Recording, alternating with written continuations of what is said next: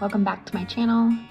Today I want to discuss the role that truth plays in our lives right now, the role that the Bible plays in our lives, and how it's going to affect us in these times that seem very dark and very bad to us, very obviously bad. So let's get into it. Okay, so I had this thought brought to me today while I was cleaning my apartment. And it was spurred by these videos that I keep seeing on Instagram where these Walmarts are being broken into and just completely ruined. Just stuff all over the floor, people taking things off the shelves, running out, and nothing's being done about it. And more people are starting to catch on and say, this is wrong, like somebody do something, And then I started to think, how do we know when something is wrong? Is it because of the level of wrongness that we recognize it as bad? Because if you think about it, stealing, right, in morality or whatever you want to call it, we've always considered bad as humanity, right, as a group. We would consider stealing as wrong. But no one's going to put a video up on Instagram or TikTok and record someone stealing a pack of Pokemon cards or a drink from a 7-Eleven.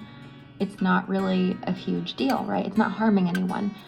But when it's blown up to a scale of an entire Walmart flooded and there's trash all over the floor and shelving is coming down, people are running in and out just taking things, even people who wouldn't recognize your mediocre or basic version of stealing as bad are turning their phones on and recording these happenings as bad. This is bad. This is wrong. So I started thinking, what does the role of reading the Bible have to do with us recognizing what is wrong? The Bible is our source of truth, okay? It is our guidebook. And so I want to offer you guys a couple of analogies that I was thinking of. So anybody who plays video games, or if you're involved in sports, or if you just bought a new car or a new tool to use at home, everyone would agree that the user manual, the book, the game guide, the playbook that comes with that sport, that video game, that vehicle, that tool, is your source of truth. No one would go to the book, right? Say a game guide for a video game and read about a location for a secret treasure chest behind some wall, and they wouldn't question it. They wouldn't look at the book and say, no, that's probably wrong, or they wouldn't look at it and say, oh, wow, that sounds great, that treasure sounds awesome, and then just turn around, walk off, and not do what the guide says. Same thing in the case of sports, if you play football. If your coach comes in after a team loss, and sits the team down and says, all right, here's the playbook. I have identified these few plays that are going to win us our next game. This is what we need to do in order to improve these plays.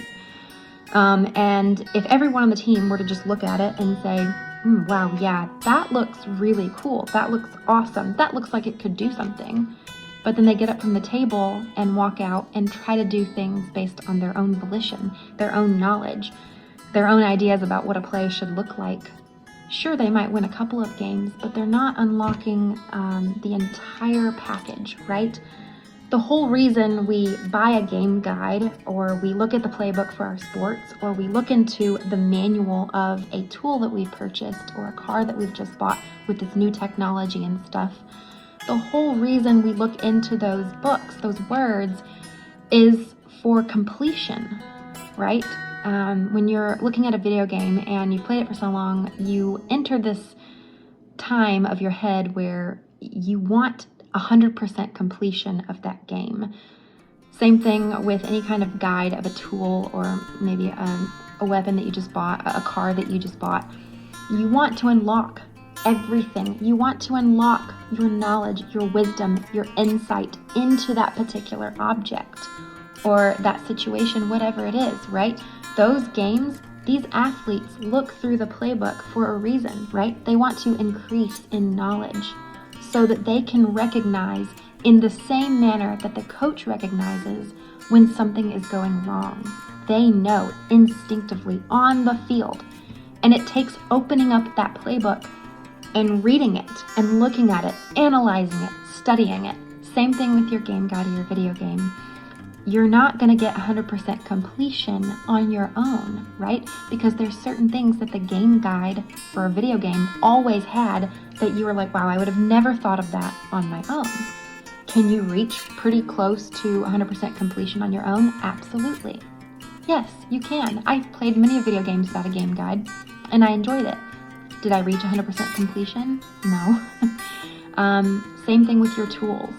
If you have a tool and you're wanting to unlock a certain project and wanting to know its capabilities, you don't just sit there and wonder, geez, I wonder if I could figure this out on my own.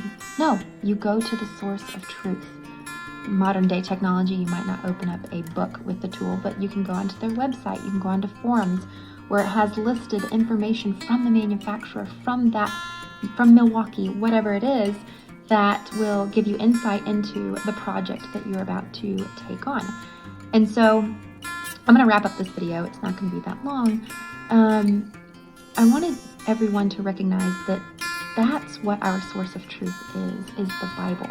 When we see these videos on Instagram, on YouTube, and we recognize these situations and what these people are doing in mass numbers as bad, as wrong, as evil, as not okay, we have to compare it to something, right?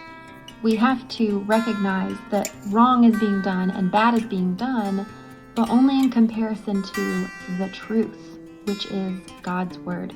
God's Word is the ultimate guidebook for our life. It is the ultimate playbook for how we go into situations, respond to people, and recognize when things are wrong, are bad. How do we know? How do we keep ourselves from slowly sliding into that pattern that now has blown up, right? Just like in the beginning of the video, we talked, stealing is bad, stealing is wrong. We all recognize that.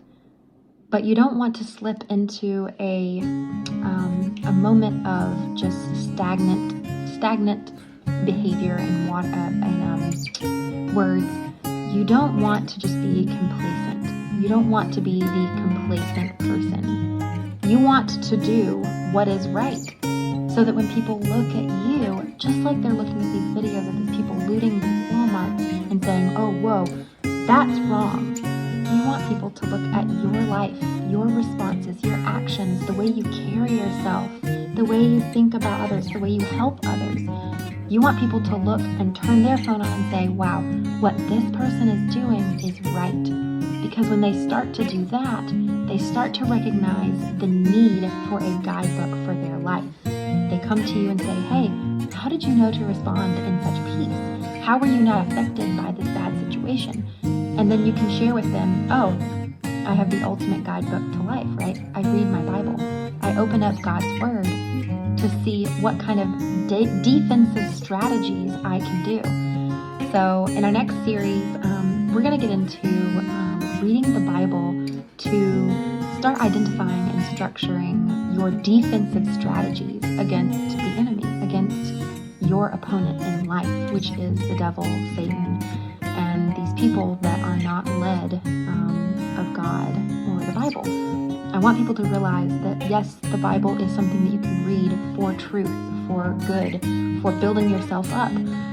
But as a little prequel to our series coming up, people need to realize that in order to have a great offense, right, that people notice, right, you're always gentle, you're always kind, you're always sweet, you're always giving, you're always paying attention to things, you have to have a good defense as well. It works hand in hand. And I'm going to reference when my dad and I watched the Falcons, that's our favorite sports team, despite when they lose. When we go on the field and we make that first touchdown, right, it's 7-0, right, with a field goal. And we're celebrating, we're like, yeah, that was a great offense, good job offense, they drove it down the field, 3 plays, done and done, right? But then when our defense comes on the field and allows the opponent to just drag us down the field and immediately makes a touchdown themselves plus a field goal, and we look at that score as 7 versus 7 or 7-7, my dad always looks over and says, that's the same thing as it being 0-0. In other words, when you allow the opponent to strike out and you don't have a defense against him, it's like your offense has no power, right? You know to be kind. You know to be forgiving. You know not to steal. You know what you should do in your life for goodness. But if you can't combat, if you can't defend yourself when the opponent comes to you and you don't have a defensive strategy for recognizing these lies for what they are, or these acts of violence or these wrongful acts that are happening in these Walmarts, for example, then you're back to being 0 to 0. Your offense will have no effect on anyone, not even yourself. You can sit there and say, I read my Bible, I go to church, which I did for a very long time, and this is why I'm making this video. But until I start to recognize that I need the Bible for a defensive strategy as well, I need to open my Bible to know how to defend myself against the enemy. It's all going to be for nothing. My offense will be good some days, but then if I don't have a good defense, the opponent can easily strike at any time, through any person, through any situation. And we're going to get into all of this next week in our next series. We're actually going to open up the Bible, go through some verses, and study it together. But I really wanted to share you guys and encourage you to think of the Bible as your guidebook to life. And not only offensively, but defensively as well. Take care of others, take care of yourself, and be blessed.